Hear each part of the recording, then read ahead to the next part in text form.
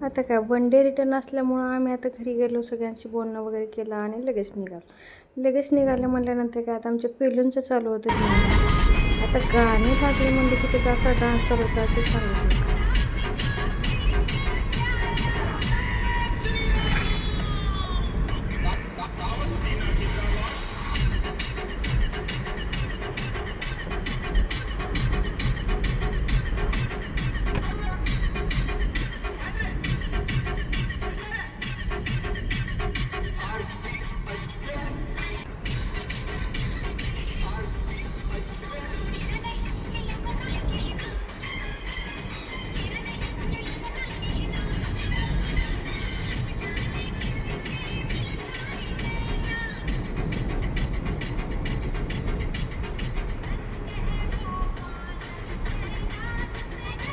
त्याचं असं डान्स करून बघून असं वाटायला लागलं होतं की आता आम्ही बी करतो काय. मग आता त्याला कसं बसं शांत करून म्हणलं चल बाबा आपल्याला आणखी खूप लांबपर्यंत जायचं.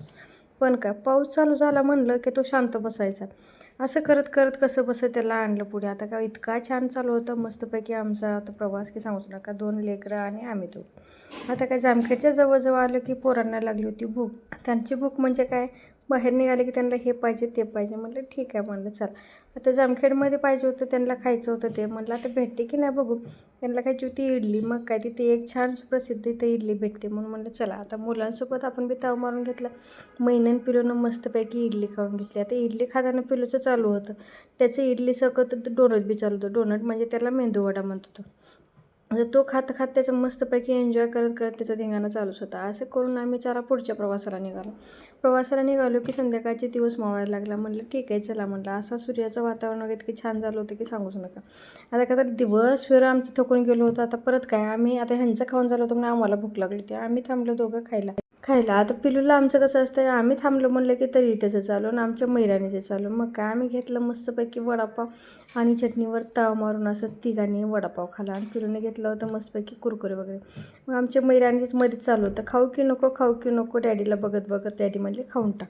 मग काय आता मस्तपैकी वडापाव खाऊन निघालो की आम्ही मस्तपैकी बारामतीमध्ये पोहोचलो. मग काय आता बारामतीमध्ये पोहोचलो म्हणलं की लई सुंदर असं मस्त वातावरण आहे. मग तिथून भेटून वगैरे करून झालं की आमचं चालू झालं. आता घरी यायचं म्हणलं की फिल्मचं चालू होतं की घरी गेलं की हे करायचं ते काय. संध्याकाळचं वातावरण म्हणल्यानंतर काय इतकं छान सुंदर असं बारामती दिसतं की सांगूच नका. आता तुम्ही पार्ट 1मध्ये बघितलं होतं की आम्ही सकाळी निघालो होतो. आम्हाला यायला वाजले होते 8:30. आता घरी आले की आमच्या पिलूनं कुलूप काढलं आणि सामान वगैरे घेतलं की ह्याचं चालू झालं ह्याच्यात काय त्याच्यात काय माहेरून काय दिलं काय नाही ते बघण्याचे चालू. आता बघा माहेरचं देणं म्हणजे एवढं असतं की परत जसं काय नवीन आपण घरात शिफ्ट झालो असं ह्याला म्हणतात माहेर. भेटूया नेक्स्ट पार्टमध्ये. बाय.